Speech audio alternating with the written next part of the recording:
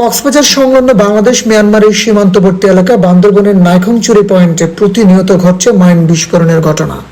এই পরিস্থিতিতে সীমান্তবর্তী এলাকার লোকজনের নিরাপত্তায় টহল জোরদারের পাশাপাশি জনসচেতনতা প্রয়োজন মনে করছে বিজিবি। তারই ধারাবাহিকতায় গত 21 জুলাই সোমবার দুপুরে নাইখংচুরির ঘুমদুম উচ্চ বিদ্যালয় মিলনায়তনে বিজিবির আয়োজনে স্থানীয়দের নিয়ে জনসচেতনতামূলক সভায় 34 বিজিবির অধিনায়ক বলেন, মাইন বিস্ফোরণে হতাহতের বড় কারণ অসতর্কতা। বিপদ জেনেও লোকজন ঝুঁকি নিয়ে জিরো পয়েন্টে যাচ্ছে আর হতাহত হচ্ছে মাইন বিস্ফোরণে। প্রশাসন ও স্থানীয়দের দেওয়া তথ্য অনুযায়ী রোহিঙ্গা অনুপ্রবেশ 2017 সাল থেকে গত 8 বছরে মাইন বিস্ফোরণে নিহত হয়েছে 5 জন, পা হারানো সহ আহত হয়েছে অন্তত অর্ধশত লোক। এই ঘটনায় বেশি পতিত হচ্ছে নাইখংচুরির ঘুমদুমের তমরু, চাকডালা, আশাতলী, জামছড়ি, ফুলতলী ও জারুলিয়াছড়ি সীমান্তের লোকজন। সবাই আসা মাইন বিস্ফোরণে আহতরা বলছেন, আরকান আর্মি বাংলাদেশের সীমানায় মাইন পুঁতে রেখেছে, তাদের জীবন অনিরাপদ হয়ে পড়েছে। মাইন বসাইছে আমি জানি না, জুম কাটার সময় আমার পা পড়ছে, দিবার সাথে সাথে আমার পা চলে গেছে।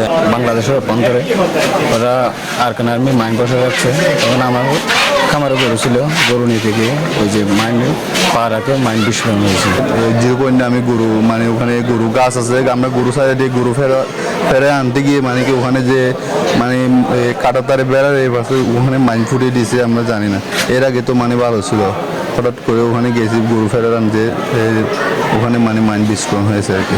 সীমান্তের ঝুঁকিপূর্ণ পয়েন্টে না যাওয়ার পরামর্শ উপজেলা নির্বাহী কর্মকর্তার। আমরা বাংলাদেশের সীমানাটা কোথায় শেষ হচ্ছে আমরা যারা বর্ডার এলাকাতে থাকি তারা প্রত্যেকেই জানি। তা আমরা যখনই বর্ডার ক্রস করব তার মানে ওখানে বিপদের সম্ভাবনা আছে।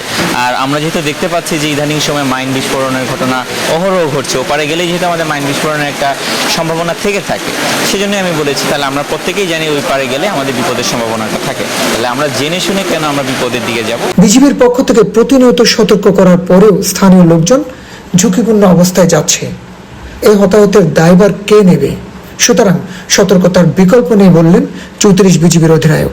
মাইন বিস্ফোরণ আমরা প্রতি পদে পদে জিনিসটা বলছি যে সীমান্তের কাছে যাবেন না, কারণ আমরা জানি সীমান্তের কাছে এই ধরনের মাইন পুঁতে রাখা আছে মায়ানমারের অভ্যন্তরে।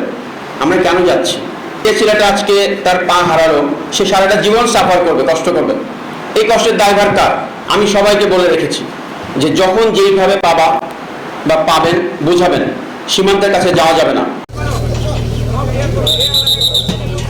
সীমান্তবর্তী এলাকা ঘুমদুমের তমরু সীমান্তের বাসিন্দা মোহাম্মদ হাসান। মাইন বিস্ফোরণে তিনি তার পা হারিয়েছেন। শুধু হাসান বলে কথা নয়, ওই জায়গায় আরো অনেকেই মাইন বিস্ফোরণে শরীরে গুরুত্বপূর্ণ অঙ্গ হারিয়েছেন এবং অনেকে মারাও গিয়েছেন। এ নিয়ে বিজিবি থেকে শুরু করে সচেতন মহল সকলেই একটাই কথা বলছেন, তাদের সবাইকে সচেতন থাকতে হবে, নয়তো বড় ধরনের বিপদ ঘটতে পারে। ওমর ফারুক হিরু, চিটং ট্রিবিউন, কক্সবাজার।